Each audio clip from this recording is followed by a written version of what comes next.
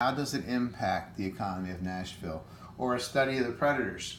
How does business change on a night when the Predators have a game versus a night when they don't have a game?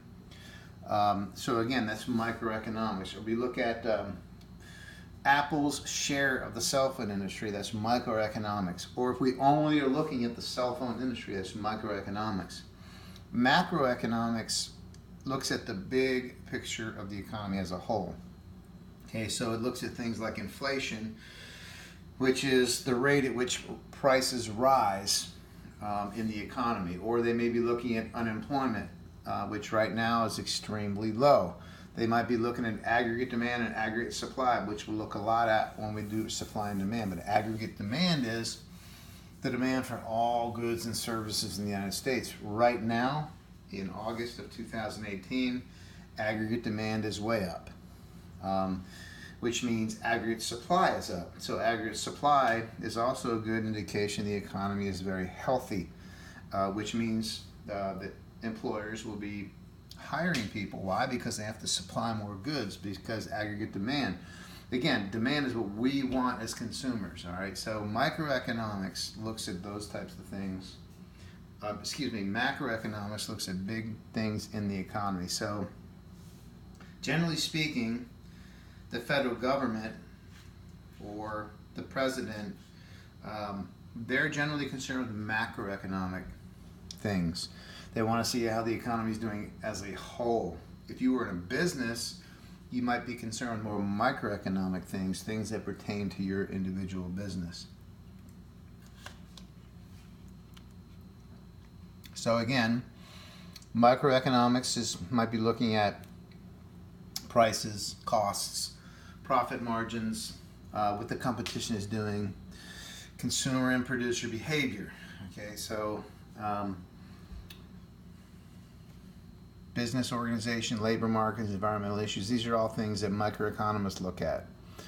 Macro, again, is looking at consumer behavior, business behavior. They're all concerned with the public sector. So the government runs things like schools. There are a lot of things the government takes over, and so they're concerned with that. That would be part of macroeconomics. Things like national debt. That's macroeconomics. Global topics. Our trade with China. Our trade agreements with foreign countries. Those are all macroeconomics. Interest rates. Macroeconomics. Tax policies. Macroeconomics. International trade. Macroeconomics. Okay, and then we have two more terms to look at. Positive economics and normative economics. So, positive economics describes and explains economic behavior as it is. It just describes things as they are right now. Okay, they use facts to back it up. There's no judgments, there's no opinions involved. So we might say today the unemployment rate is 3.2%. That's positive economics because we're just stating exactly what it is. If we said the Tennessee Titans had a profit of $3.2 billion last year, that's positive economics. We're just stating what it is. Okay, normative economics studies things in the economy, then makes judgments about them. So, a judgment might be, if the city of Nashville added a professional soccer team, it would bring approximately $10 billion of revenue to downtown businesses.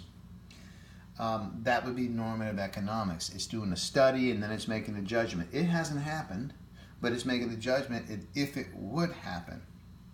Often statements that have the word should, could, or would in it, they're going to be normative economic statements. Okay, so if we said Verizon took 53% of the cell phone industry last year, that's positive economics. If we said if the Predators sold out every game, it would result in an additional $200 million in profits for downtown businesses. That's normative economics because it hasn't happened. Okay. So again, positive economics uses data, and they test it, and it's things that are proven. There's no question about it. Normative, again, studies things, and then they recommend a course of action. Okay, so those are the difference between positive and normative economics. Okay, last thing here. The father of capitalism, we refer to a man called Adam Smith. He wrote a book in 1776 called The Wealth of Nations, and he actually criticized the economic system at the time, which is mercantilism, and he argued for free trade, which is exactly what the colonists wanted. They wanted to be able to trade with all the countries of Europe, but the king and parliament only wanted them to trade with them so they could reap all the profits from it. So Adam Smith actually argued for the cause of the colonists, meaning that you should just let everybody engage in free trade. No tariffs, no taxes on things going in and out of countries. Okay, so right now there are a lot of tariffs in the world, and hopefully we're bringing those tariffs down so that everybody can just engage in free trade. But what he's famous for is this concept called the invisible hand. And if you were to ask him, well, how does capitalism work? You have to say, well, it's really hard to explain. It's almost like an invisible hand just guides the marketplace in the direction, and because of that, both buyers and sellers benefit from pursuing their own self-interest. So Adam Smith would say, if Apple pursues its own self-interest and we as consumers pursue our self-interest, ultimately the best is going to come out. If we don't like Apple phones, we're not going to buy them. We're going to go buy some other company's phones. And Apple will adjust and make decisions to fix that situation. Basically, he said, if you just let everyone pursue their own self-interest, then the economy will prosper as a whole. And generally, that is what happens. If we let people just pursue their self-interest, everybody else's self-interest is served. For example, I open up a restaurant.